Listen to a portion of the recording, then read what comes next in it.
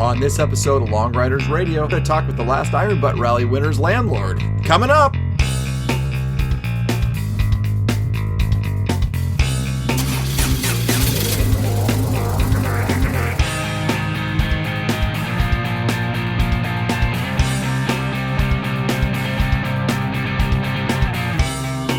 Support for Long Riders Radio comes from DiscountRamps.com. DiscountRamps.com offers a huge selection of power sports products for your ATV, UTV, motorcycle, and more. Everything you need to load, haul, or transport your power sports toys. Long Riders Radio listeners can save 15% off their order by using coupon code LONG. That's LONG at DiscountRamps.com. Well, hey there everyone, Justin here. Hope you're doing well. Not a lot of riding going on up here right now for me. We had some really nasty weather, some snow, and it's been rainy and yucky, so just haven't gotten out on the bike. Hopefully remedy that situation here in a little bit. But today's episode, we're going to stay south of the border. As often happens with this podcast, one episode kind of leads to another in terms of finding a new guest. And today, as I mentioned in the intro, we're going to be talking with Wendy Crockett's landlord, Marco Almaraz, and Elena La Loca Stack, who are the 1 and 2 of the IBA in Mexico. You can, up to you to decide which one's 1 and which one's 2. They are two very interesting people, and I really hope you enjoy this episode. Well, on the line today, we have two people that I have been looking forward to talking to for quite some time. It's Marco Almaraz and Elena La Loca Stack, who are the kind of the driving force, let's say, behind IBA Mexico and a lot of LD riding down south of the border. So, Elena and Marco, welcome to Long Riders Radio. Hi. Hi, thank you. Thank you, Justin. Thank you for having us here. Absolutely. You want to start out by telling us a little bit about yourself? Marco, why don't you go first? Sure.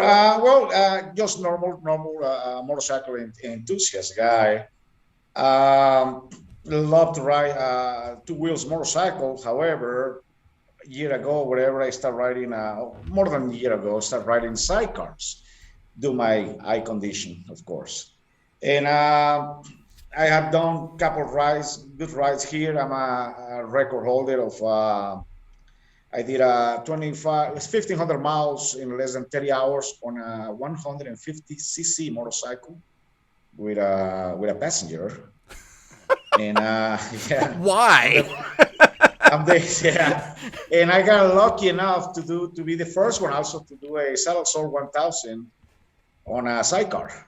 Here in Mexico, a lot of people haven't done this thing around the world.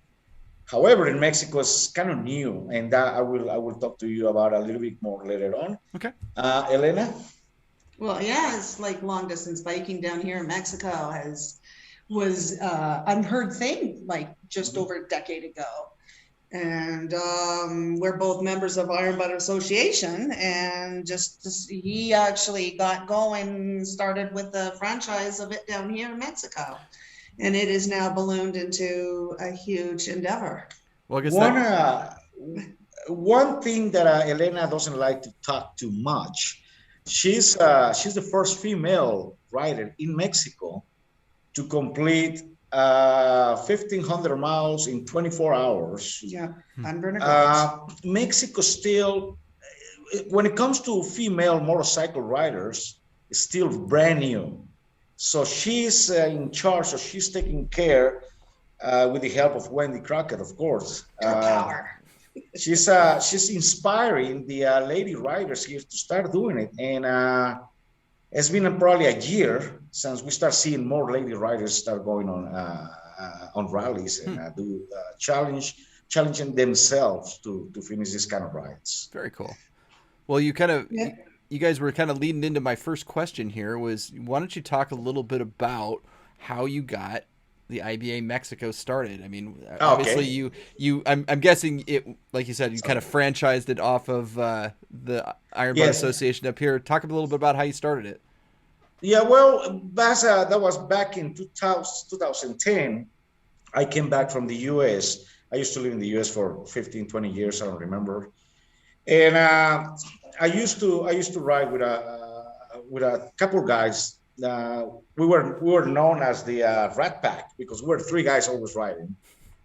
And IBAs and everything. So talking to Mike Nibon once I got to Mexico. He's the president of Iron Butt Association. Michael Nibon, president of the Iron Butt, yeah. Anyway, the first thing I noticed is there was no LD riding. There was no association here in Mexico that actually did this kind of rides more than anything. So talking to Mike, he was kind enough to give me the license to open I don't know if it will call chapter or franchise. And we even got our own logo. As you can see, all the logos from around the world, they have the country, and it says Iron Butt Association or something like that. Mexico has the Aztec calendar in the logo, and the Aztec calendar has a meaning: north, south, east, west, riding, sacrifice, and all the stuff. Anyway, so back in the days, Mike, it was a very hard just to start this thing. Mike was kind enough to stay with me when the first year we started. And I started asking people, hey, do you know what LD riding is? Nobody knew anything.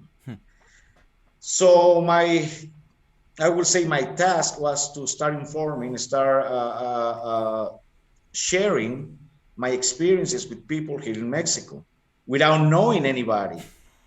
So it was pretty hard. And especially in a country where they think long distance is going from one city to the next, and right. That was a day.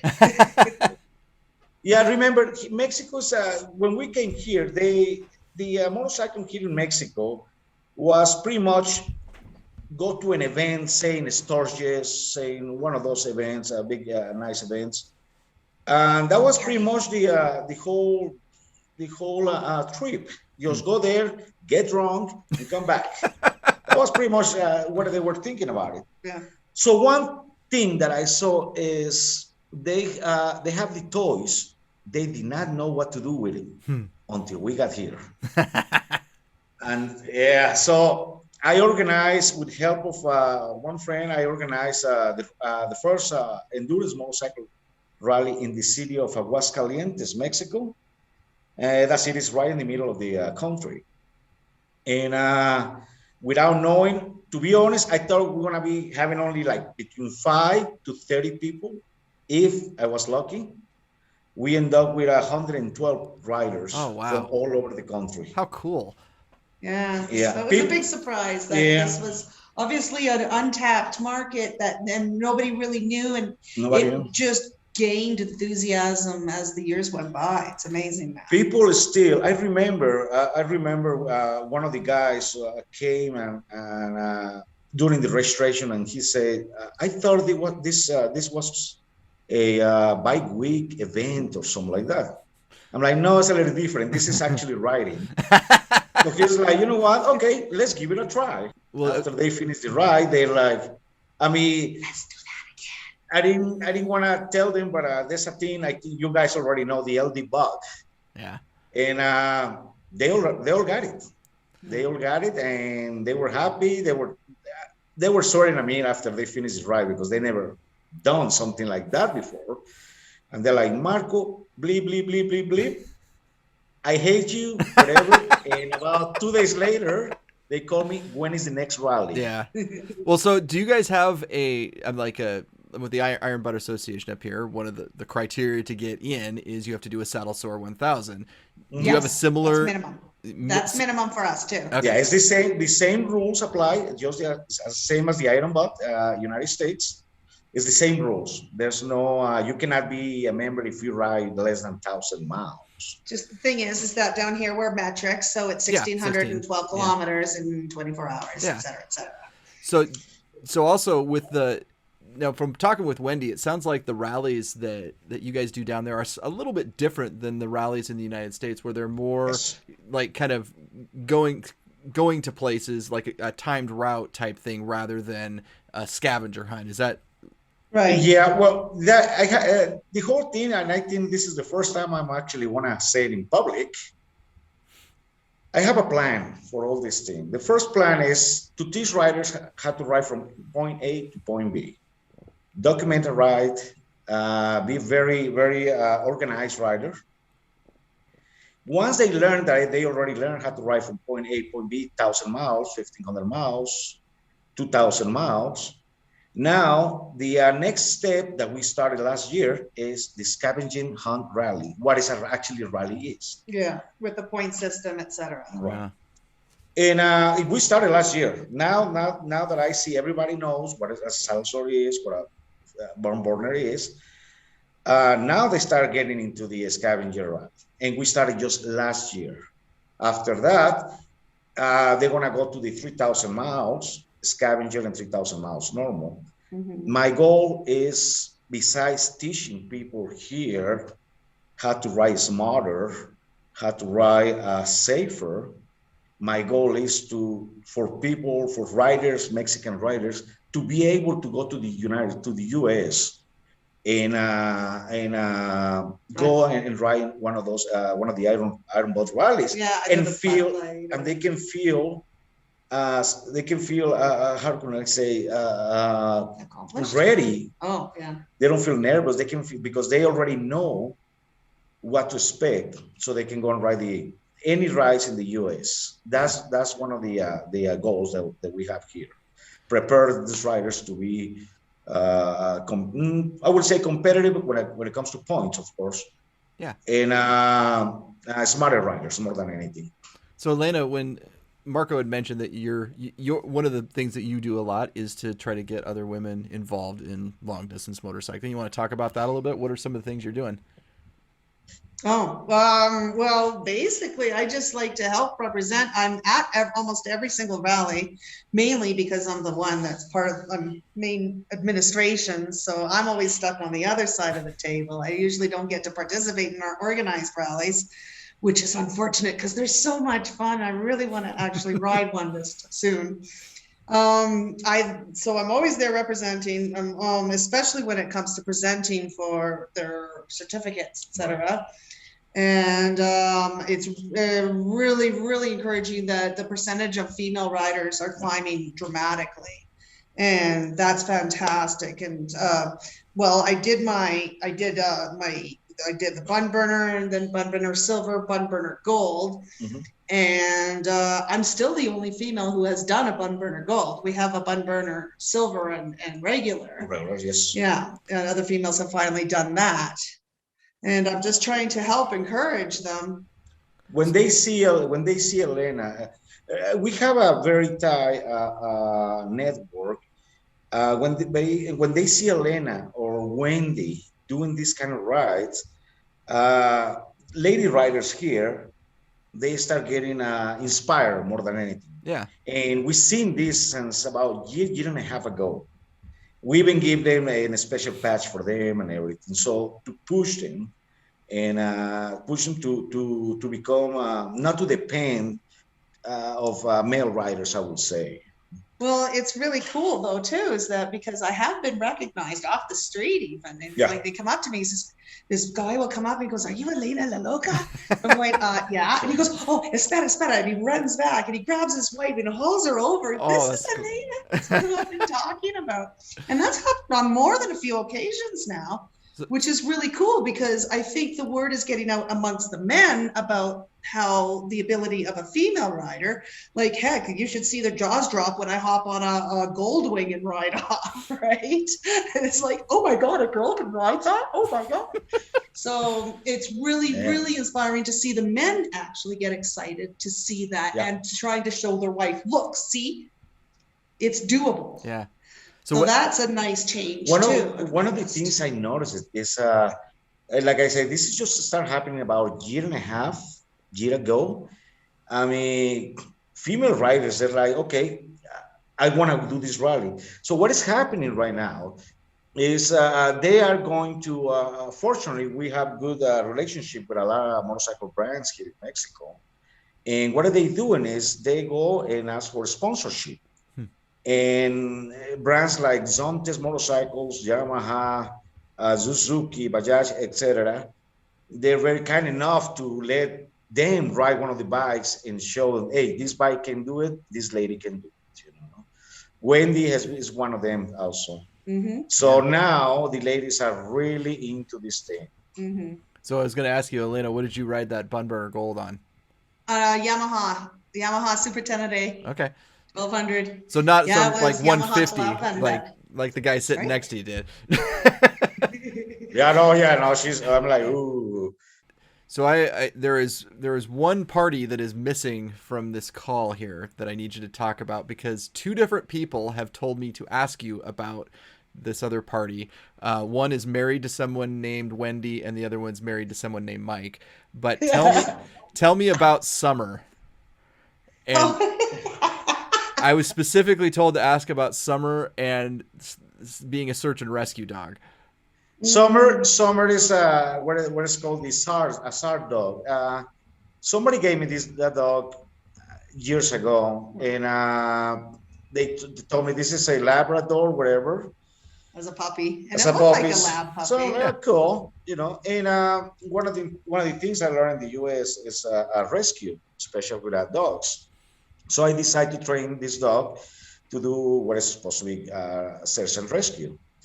End up first that the dog is not a Labrador, is a Mallorca, Spanish dog. Yeah, Mallorca. Mallorca, from Mallorca, Spain.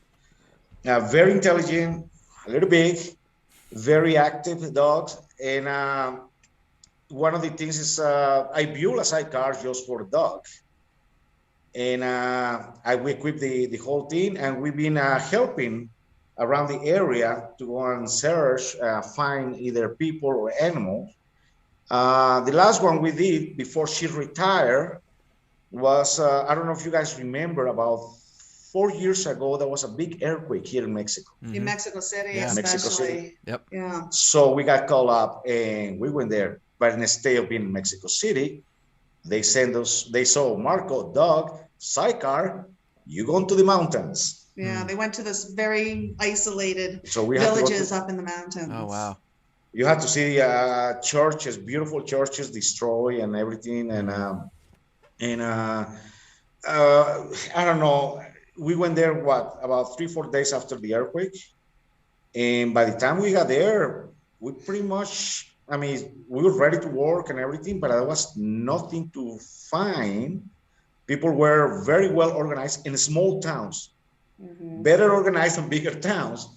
So we went around just checking on everybody, make sure everybody's okay, if everybody's accounted for. Yeah, and like a morale thing too. Right, Yeah, more than anything. And that's what we do. Every year we go and train during freezing cold temperatures on the mountains. We go and train during the hottest part of the season also. And that's what we do. And at the same time, go and have fun. And she loves the sidecar. Everybody in town here in Aguascalientes, and if they see me on the sidecar, and they're going, "Where's the dog?" And she wears her goggles and everything. She's a very well behaved dog. She can answer commands, spoken commands, or just by hand sign. We can do a hand sign. And I trained her that way in case if I was too far away from her, I cannot be screaming, yelling at her. So instead of that, just with the hands, just movement of the hands, she can do take commands more than anything. Okay, so the big question, has she done a saddle sore? Not yet. But she has traveled long distances. Yeah, not yet. All right, so she's been traveling pretty much half of the country. Yeah. And I don't know why she had never. I don't know. I never thought about putting her in a saddle sore ride, but it would be nice. So this is a question I ask everyone who has ridden both in the United States, and I'm interested in both of your opinions on this. What do you see as some of the biggest difference between riding in Mexico versus the United States? Well, roads are better in the United States. I'll tell you that. Roads are in my experience. I want to speak from my experience. Then you can speak from yours. But my experience, to be honest, roads are way better in the U.S. You got self-service pretty much everywhere. Is that a good thing or a bad thing? actually a very good thing. Yeah. However, no, I'm not saying this because I'm Mexican. I'm just saying because what I'm seeing. Yeah. Actually, I'm more American probably than Mexican. Um, Riding in Mexico keeps you alert. Keeps you alert. It is a little harder. I wanna tell you a very small story about a guy who did a big ride in the U.S. Huge ride. So many miles, more than 3,000, 4,000 miles, whatever. Then he came to Mexico to do a saddle sort, just 1,000 miles. That's it. I'm sorry, unfortunately, he did not finish the ride. Excuse me. He said it was too hard, too many curves, too many speed bumps. He has to be aware of, he has to be checking for animals on the road, whatever. And I mean, besides that, we have great roads. We have beautiful roads here and everything, but it is harder. I mean, it's not more challenging. Yeah. Much. Yeah. Elena, Okay, what about you? I have two major things. Mhm. Number one is you don't have to travel too far before you're hitting another ecosystem. Like, here on my gamer coming out, it's a different biome. Like, you blink and you're in another, like from desert to jungle to all sorts in between, and it's all really closely, densely put together. Whereas up north, you have to travel so far just to get to another type of scenery. Here, it's just constantly changing. It's beautiful. And that's because the size of the country, of course. I mean, Well, yeah. US is huge. But it's extremely diverse in its biomes, right? And second of all, up north, as a lady rider, there's just, Yeah. Down here, it's like, oh, look, it's a little girl. It's like even the police will pull me over just to say hi or something, right? So that's also the fun thing too. One of the things, and I'm saying, I just did at the US. The last ride I did was I don't remember was called the bus ride or whatever. We hit every brewery in the US, and roads are beautiful. I mean, I want to say one thing. I haven't seen anything more beautiful than the Smoky Mountains. The Smoky Mountains is just took my breath away. And yes, Mexico has a lot of places, fun places, beautiful places, but the Smoky Mountains is probably my favorite. Cool. And it's I remember in Mexico we're still behind on motorcycle culture. I will say that's how I don't know how else to say it, but we're still behind than the U.S. of course and the other countries. So what do you guys already experience? We're starting to experience here in Mexico, right? And going back to the original question, beautiful roads, United States. I love the challenge in Mexico because it gets a little harder. Yeah. More than anything. Well, it's funny you mentioned the kind of being a little behind in the motorcycle culture. Look at I'll intersperse some of these videos throughout here, but looking at the videos of your rallies, that rally could be anywhere in the United States. Just looking at what the people are riding, what they're wearing. I mean, it's just doesn't seem that much different to me. Oh yeah, you're right. But I remember it is an evolution. It took us since 2010 to start telling people, hey, wear this kind of helmet, wear this. We even had to tell them what a spot wall was, what the spot device was. Even just a GPS. Well, talk about that a little bit, because one of the things you mentioned in our kind of pre-emails back and forth was just teaching people how to navigate and using a GPS. Talk about that. Sure. Remember, Marco comes to Mexico 2010. People, they have the toys. They did not know what to do with them. Most of them, they had they were just used to ride from point A to point B, going from here, let's say, to Oaxaca, and that's it, without even planning, without even doing any of that stuff. One of the things we've been teaching those guys is, first of all, if you the bike is nice, you will enjoy more the ride if you already know where you're going to stop. Yeah. Plan your routes. Where you're going to get your gas, where you're going to sleep, and everything. So you don't have to waste time trying to find those places. And a lot of people, they didn't know how to use a GPS. I'm like, whoa, all right. So I had to do seminars. What I did is I started getting with a friend of mine, and I'm like, can we do a seminar? And when I say a friend of mine, and we did seminars, I just met the guy about 2 weeks before the seminar. And he ended up being one of the owner of the Motor Speedway in Michoacan or whatever. So we start doing seminars. During this seminar, we start teaching people what a rally and LD rally was. We call it rally actually. And we start teaching it. There was I think a couple hours, 3 hours, I don't remember, where we start teaching them how to use the GPS, Garmin GPS, how to put the coordinates. We had to teach the people from Spot. I think it was 2011 when a company here in Mexico started selling the Spot devices. However, they didn't know how to program, how to do the whole thing. So we had to teach the company how to do it during the seminar. At the same time, we're like, all right. I used to have one of those first big spotters, those square thingies. Anyway, and we had to tell people, okay, this is good for this. This is good for tracking. In case if you don't have mobile service, you can still pressing SOS, or no SOS, but the track device. SOS button on Spot doesn't work in Mexico. That means if you press SOS, you won't have a helicopter. You won't have a ambulance coming for you. What you're gonna have is people who you got pre-registered the telephone numbers, knowing where you are. Yeah. When it comes to that, when we find out that the SOS system doesn't work in Mexico, I decided, this didn't start as a joke. I started to do, I helped somebody called me from, I don't remember what town, and it's like, Marco, I need help. My tire, I don't remember what. I'm like, sure. So I start calling one of the first, I think I had like 80, 100 members. I don't know.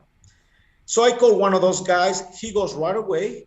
And on Facebook, I post, thank you for the prompt arrival on the SOS, what is that? IBA Mexico SOS service. It was just something, it was a joke. Well, now we have one of the best SOS systems here in Mexico. That's a problem. Yeah, usually an average callback, like if you're stranded at the side of a road in the middle of nowhere, but at least if you have cell phone service, which is great, and it's just a reach out to Marco, and Marco will go out into his little network quickly. And usually the average time of a callback to that person saying, okay, somebody's on their way. And we have had times as low as 4 minutes. Wow. And our average time is about 7.5 minutes. Wow. So awesome. We had to teach those guys about the what's important to use the Spot, GPS, Spot Walla. And I told them, in case, what if you're stranded on the road and we don't know, we don't know where you are. There's no mobile service, whatever. So we had to teach them. Yeah. Before I continue with this, I want to tell you a little experience that happened on the SOS system. We already helped a couple of guys from the US, a couple of iron bus riders. They were stranded here. But that was one that it comes to my mind. 5 o'clock in the morning, I got a telephone call. See, the thing is this. Whoever is in trouble, they only have one telephone call to call, Marco. The problem is when I'm in trouble, who do you I don't have to be anybody. Yeah. Well, say, and that person may be anywhere from the border to the other border. So anyway, this guy, it was 5 o'clock in the morning, and this guy, what happened is this guy got married in Mexico City. He decided to go with his brand new wife to Chiapas. Just to go and have a good time, honeymoon and everything. Honeymoon on a motorcycle. Somewhere in Chiapas, he breaks down. He calls me, Marco, I'm in trouble. I'm in the middle of somewhere in Chiapas. I broke down. You can tell the rest of the story. I really don't remember that one. But And Marco just kind of fumbled around when 5 o'clock in the morning, getting a hold of people and everything, and was able to get somebody nearby really quick. He was able to locate, tell them back. They says, okay, somebody's coming with a truck, that because their bike is completely immobilized. Yeah.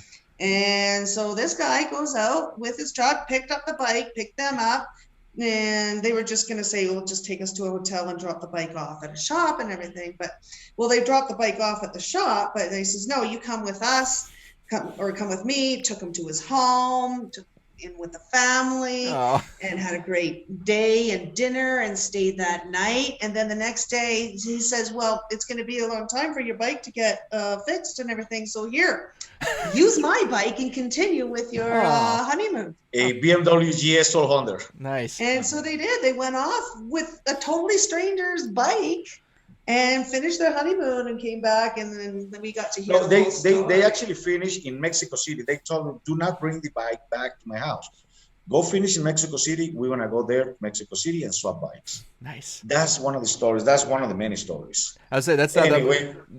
That's very similar to a story you would hear during like the Iron Butt rally of somebody who just you need a bike, go. Here's the keys. Yeah, that's it.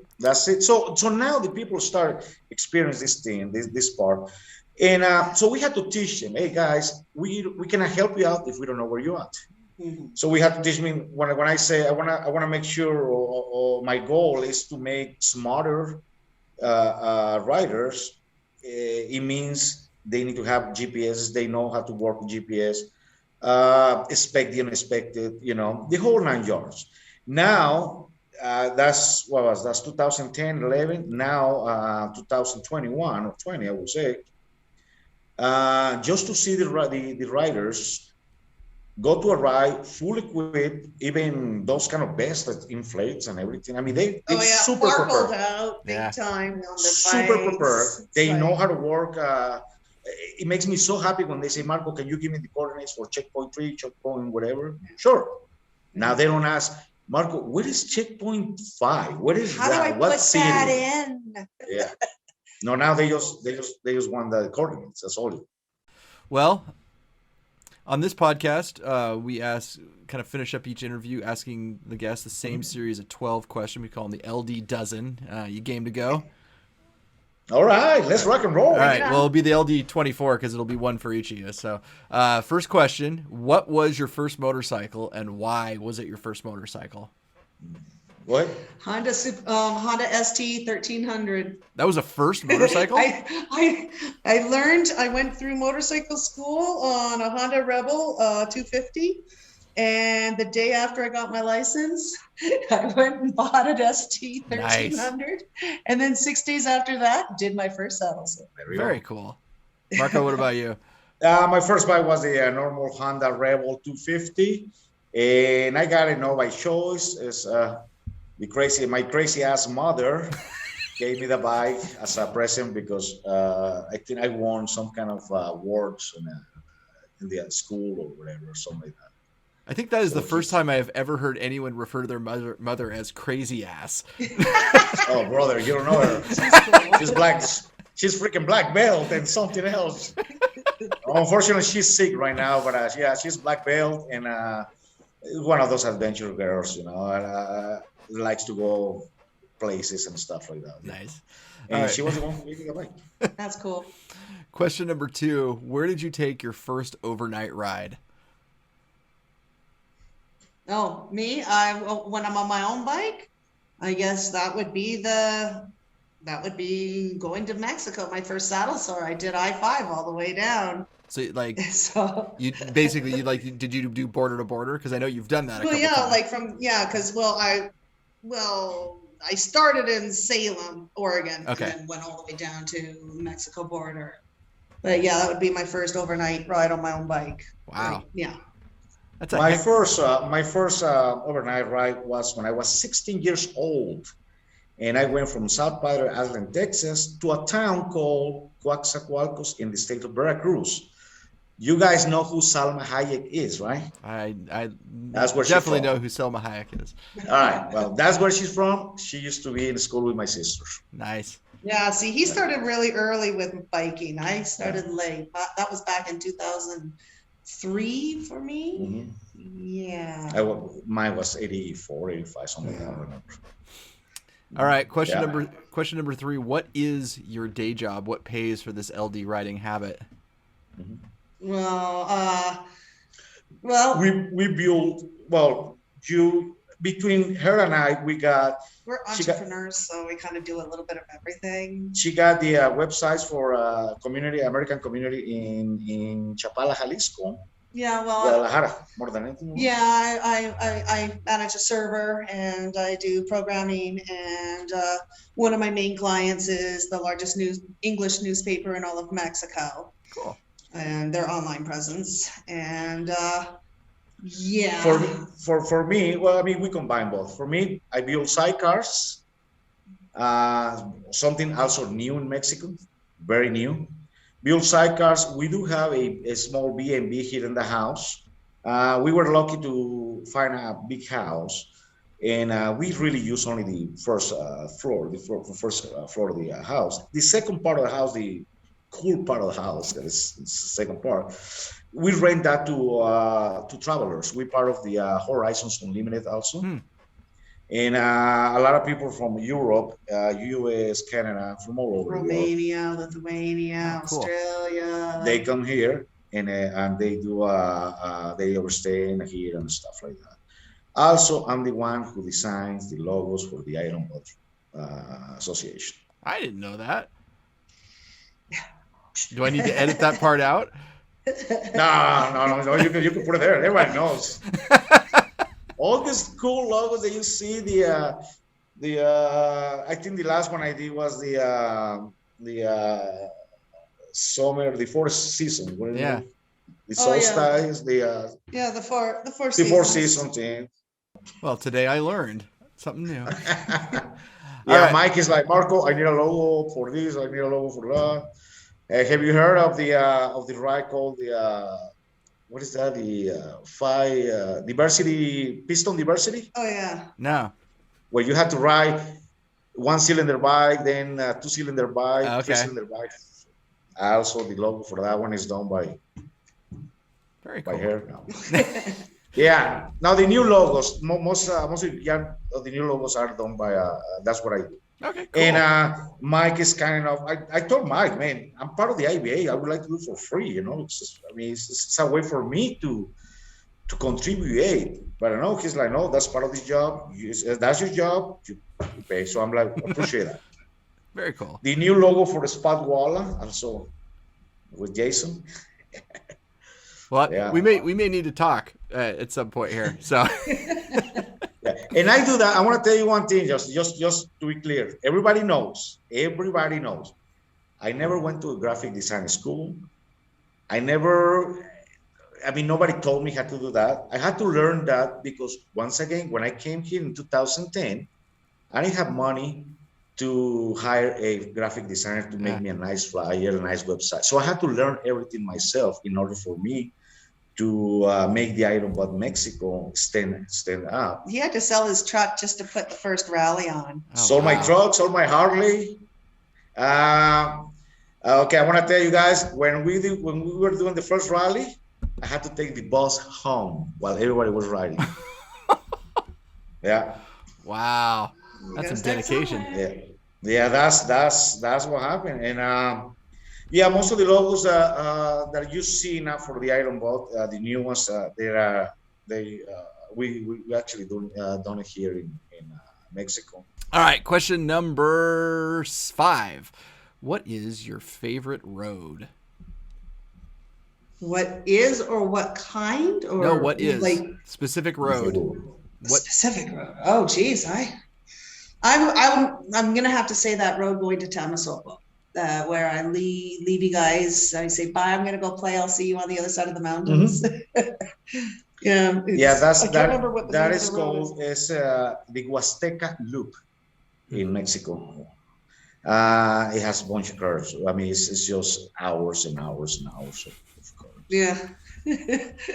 For me, I got 2. One is the Devil's Backbone here in Mexico. No, wait, not that. Oh, Devil's Backbone. Sorry. And the one in Oaxaca. I don't think there's a name for it, but the road from Oaxaca to Huatulco, Oaxaca. Yeah, that's an interesting That's road. about, I would say it's about 8 hours, no, 7 hours of nonstop sweepers. And the last time that he did it, it was on a sidecar, and wow, were your shoulders sore. I bet, yeah.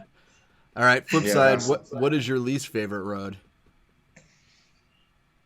Least favorite road? I'm not.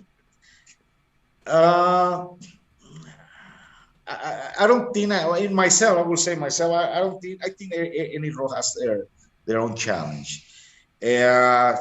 Less. If you really wanted to be specific on a less favorite road,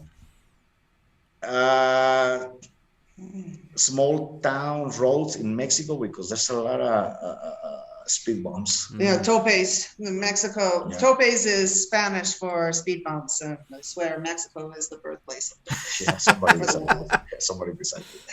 But no, every road has their own challenge, even if it's a straight road. Wendy and I, we just came from the desert. We went in an adventure to Real de Catorce. I have a road. It's a town that is actually, we were talking about that last night also. It's like time forgot about that town. Huh. As soon you get into the tunnel that leads to that town, it's like you're back in the 1800s. Oh, wow. Yeah, it's crazy. It is crazy. Even Wendy took a picture of her daughter Tess, and ended up to be in the cover for a French magazine. Oh, it's okay. It's that one. All right. Yeah, we talked about that town. I know which road. The road heading up towards Monterrey, where it's very long and very straight, and there's there's no mountains, and it's just desert, and it's just the same thing over and over for hours and hours. Sounds like Highway 50. Yeah, that's my least favorite. Sounds like Highway 50 in Nevada. Nevada, yeah, yes. Basically. Yeah. All right. Question number 7. When you're planning on a trip, what are you using to plan that trip? The examples I give here are Basecamp, Streets Trips, paper maps, Google. What are you using for your navigation? Google. Here in Mexico, I love to use Garmin. First of all, GPS Garmin. I love to use that. However, Mexico, Google actually good for them, but they've been stepping up on the game. And here in Mexico, we found out, or at least I found out, it works better. You used to have your phone with Google Maps. It tells you the latest roads, everything.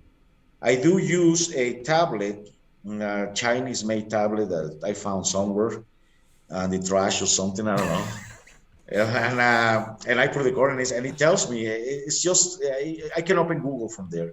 So in Mexico, I will, for anybody who's listening right now, I will suggest just to use your phone. That's Google Maps will get you where you need to be.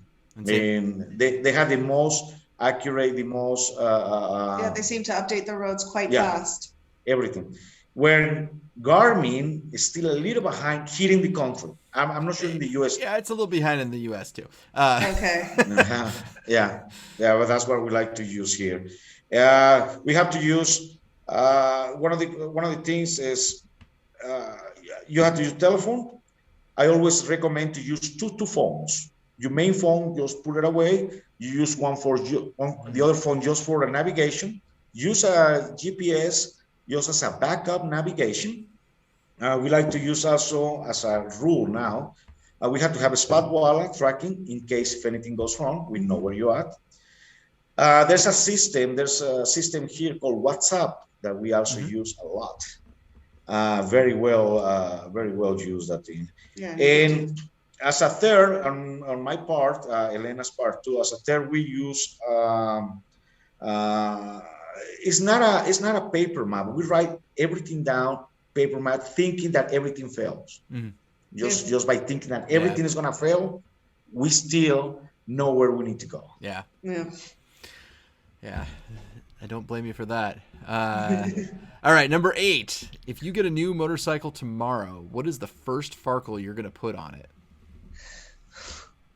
Elena, you go first. First. Oh, I was gonna say Elena, go first. Oh, okay. I guess it would definitely just be a phone holder. Well, if that's going to It's be your like- primary navigation device, then Well, yeah, it is, and that's basically it. Like, I'm not overly reliant on Farkles too much because I'm kind of like, how even we would say old school, because I'll even rely on paper if worse comes to worse, right? But I'm not overly into the huge amount of gizmos neither. Marco, On what my about you? bar, I'm always thinking how to put a bowl so Summer can be drinking water while we ride it. That's what the first thing I need to do. I guarantee that is the first time anyone has ever said a bowl in answer to this question. A bowl. Mexicans and the accent. Yeah. So anyway, I need to put some kind of recipient. Just to pour something, just to pour water for Summer. Yeah. Our bikes are ready to go anytime. They're always ready. I'm not a prepper, just to make sure everybody understands. I'm not a prepper, but I like to be ready for anything. Our bikes right now are ready to leave in the next hour anywhere. Has everything ready just to Survival kits. Just to put a bag of clothes First if you want. aid, rain clothes, warm Everything. clothes, hot clothes, the whole works. everything. All right. Yeah. Good lead into the next question. What are those current motorcycles? Oh, All right. well, Let's talk about the first one. The first one is a Honda CGL 2003, I believe. yeah, no. 125 cc's with a sidecar. That's the first one. And I've been doing long trips on that one too. Mm-hmm. Second one is a DL 2007 Yeah. DL Suzuki V-Strom 650. 650 with a sidecar. We have another one in the border, of course, a Yamaha Venture, and we have a new one for us. It's pretty much all bike. Another DL 650. Oh, it's a 650. That's with right. a sidecar. It hasn't got back. It hasn't come down yet. Yeah. Would it be easier to ask which bike doesn't have a sidecar? None. No. Right now the garage is. Oh, the Venture, the Royal Venture, whatever it is. It's up at the border Yeah. getting its carbs. Right now the garage has 3 sidecars. That's Wendy's sidecars and our sidecars. Awesome. Yeah. All right. Question number 10. Who made your seat? My seat. I'm still sitting on stock, man. V-Strom has great stock seats. Yeah, on the V-Strom, on the bikes have the names, of course. The V-Strom is Raptor because Well, it looks. the sidecar part is Raptor. The V-Strom itself is called the Phoenix. Oh, the Phoenix, because it was reborn again. Anyway, the Phoenix is actually using the same stock seat. Yep. Very comfortable. Kudos to Suzuki. Very comfy Yep. seat. For the small bike, it was handmade by someone here in Aguascalientes, Mexico. Yeah, it's totally a chopped. It makes it Yeah. looks like a 1920s warm. 1930s. Okay. something like that. Yeah, I know which one you're talking about now. Yeah. So yeah, it was just handmade Tonyo made here, and it was Tornero Tonyo, a good friend of mine, and we did it by hand. Just everything. You have to remember a lot of stuff. It is hard to find here in Mexico, Yeah. so we had to make it ourselves. Yeah. If you want something custom, you got to do it yourself, Yeah. mainly. All right. Question number 11. What is your favorite or the most interesting place you visited on your motorcycle? I think it might have to be Silitla. That is the most interesting. What was the name of it? Silitla. It is. Xilitla. Yeah, Silitla. It's right up in the mountains in the middle of nowhere. And what is interesting about that is when you go there, very small Mexican town, those that you see in the movies, very colorful, real nice people, every single one. But about a kilometer, half a mile from there or whatever, there's in the middle of the forest, there's these structures. Yeah, Edward James, isn't it? It is called the Sir what was that? Sir Edward James something. Yeah.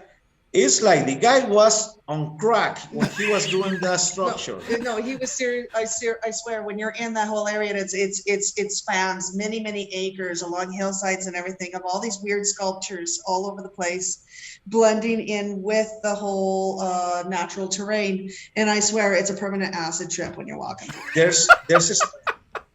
Look it up. First, when you get in, I want to send you a link so you guys can see what I'm talking about. When you go in, you have to walk through a hole, open hole in the mountains, with I don't know, half rings, and every single one means something about the 7 signs of sign or seeing. Or the 7 circles, something like that. 7 deadly sins. And then you have a circle where you're supposed to go in the middle and recharge your energy, and then you keep going. And then there's a stairways going nowhere, just nowhere. Or you come back again to the same place. It's amazing. It's extremely interesting. You have to check it out. How interesting. That's my most interesting. That guy was an acid. That was an acid. I swear, I don't know. I want to send you pictures. And absolutely. Anyway, so very good place. For me, I would like to say the best place I would be in. I don't know. It's hard to say. Silitla will be probably the same. Pretty up there. Yeah, the same place. That's something. Pretty trippy. That's something out of this world. The only other one I can think of is the monarch butterfly forest. That was pretty cool. That's pretty good. That one is very good. That was on my bucket list, and we went and did that a couple of years ago, so that was cool. We actually a very nice road to go, twisty road, very nice paved road, super nice, and it's the bird or how do you can say? It's where the monarch butterflies leave from Mexico to Canada. Yeah, it's their winter destination for the migration, right? Huh. Yeah. So millions of butterflies just in a couple square acres. If you guys were thinking that because we're in Mexico, we're about to say the pyramids and everything, no, there's better places than that. I still want to go see the Cave of the Swallows. And there's better places than that. Well, beautiful pyramids, but there's better places than that. I was expecting it was going to be somewhere like, I don't know, Copper Canyon or maybe. Oh, no, it's beautiful. That was beautiful there too. It's like beautiful, Creole is beautiful. That's like the one. That's really the one big place in Mexico I know to go ride. No. So, I mean, that's really. No, actually, Copper Canyon is a really nice place to go visit. Spend a night there. Beautiful. Beautiful place. But there's as more you go into the country, there's more weird stuff like the Silent Zone. Oh yeah. Silent Zone is a place where you go there and radio signals doesn't work. Yeah, there's a lot of places. We have a lot of hidden gems here in this country. It's really cool. Yeah, so we've been trying to visit all those places. Yeah. Okay, last question. Question number 12, and I cannot wait to hear how the answer to this question. How do you pass the time on a long ride? You want to start? Oh, you don't want to know my answer. Go for it. No, it's just between us. No one will know. I get really deep thinking, and I actually think astrophysics or even into quantum mechanics, and I'll stop and pull, like once we finally stop somewhere and I go, do you realize that all mass actually will slow time? So on super subatomic level, time is actually slower, close to us. And I come up with stuff. Kids don't do drugs. But I do. I think things like that. I love doing math in my head too. When I'm riding, especially when I'm doing a rally, most of the time I don't even listen to music, and I'm always computing what my averages are, or how many kilometers this, and how much it took for this time to do that, and what would be the. I love doing that. That's awesome. That's what my brain chews on. That is very cool. All right, Marco. Follow that up. What? I said, okay, Marco, go ahead and follow that up. Yeah. No, I cannot top that one. Because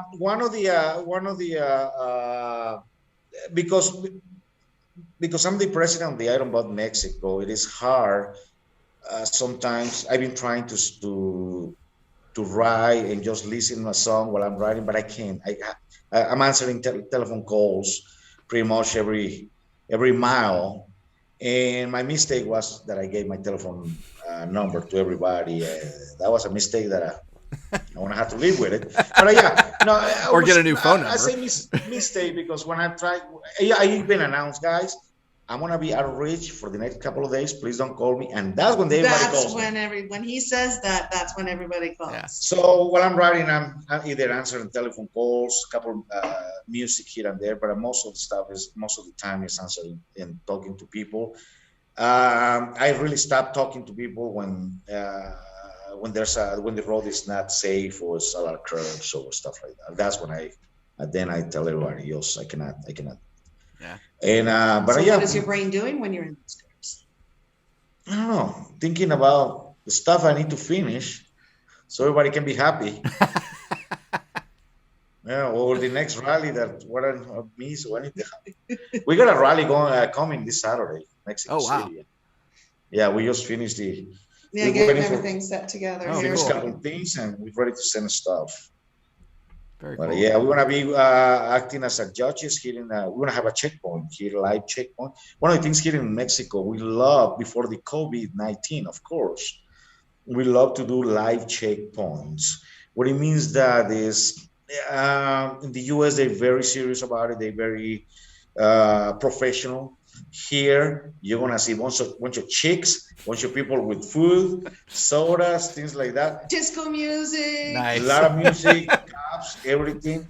Here the problem is not the ride. The problem is getting out of the checkpoint. Yeah, there's a few checkpoints. I remember this one rally because it was so hard to leave that checkpoint. It's like that's the hardest part, just trying to leave the checkpoint.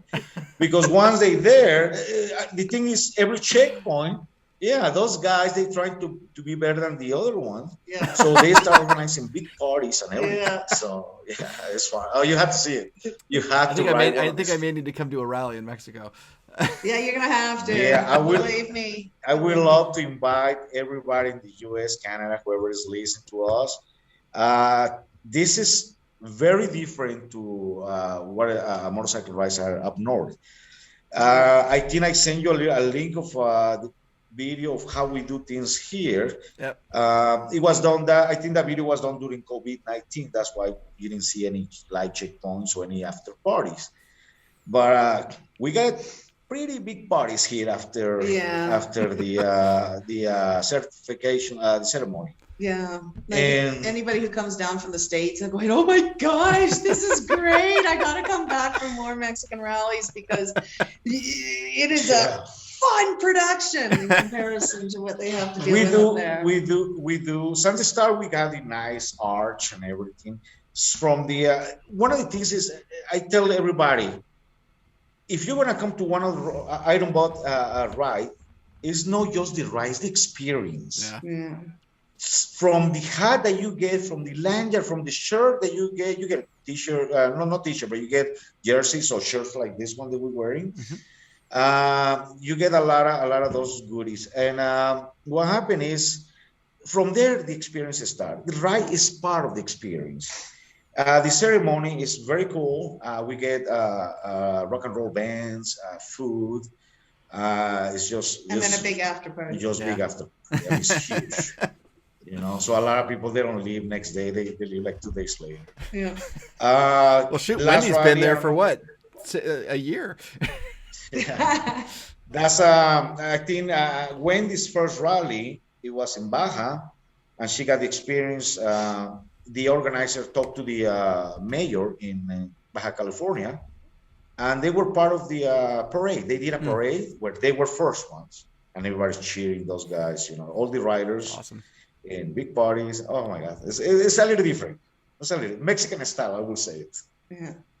Well, Marco, Elena, you have completed the LD dozen, and I can't thank you enough for coming on Long Runners Radio. Anything you want to say before I let you go?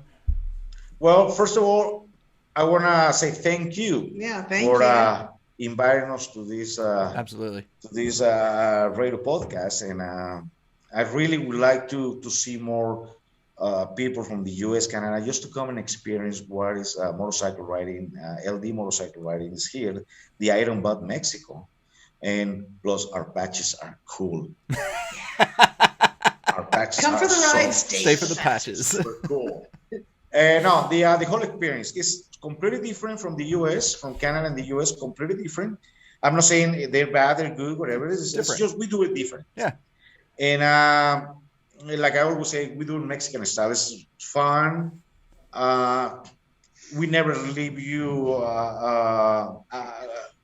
if you have an accident, not an accident, but if your bike breaks down or whatever, we're always there with you. Yeah. We get chase trucks. We even have in some of the rides, we even have our own helicopter from a friend of ours. Wow. Yeah, they follow and they, in case of anything. So we pretty much set up pretty good here. Yeah, well, I would love to come back again anytime. Just give me a call. Yeah. Well, yeah, thank you so much, and we hope everybody have a safe ride, whatever part of the world they are. Sounds good. Well, that is Marco Almaraz and Elena La Loca Stack. Thank you for coming on Long Riders Radio. Thank you so much. Bye-bye. It's been great. Well, if you'd like to get in contact with me, there's lots of ways you can do it. Easiest way is to head over to that website, www.longridersradio.com. And another big shout out to the folks over at DiscountRamps.com for their support on this episode. DiscountRamps.com offers a huge selection of power sports products for your ATV, UTV, motorcycle, and more. Long Riders Radio listeners can save 15% on their order by using coupon code LONG. That's LONG over at DiscountRamps.com. And as always, we need to thank this show's founder, Mr. Michael Cox. Mike's from Oklahoma City, and I was asking him, what kind of stuff is there to do in Oklahoma City? Well, besides stealing basketball teams, of course, and he said, just go there, get drunk, and come back. Ride safe, everyone.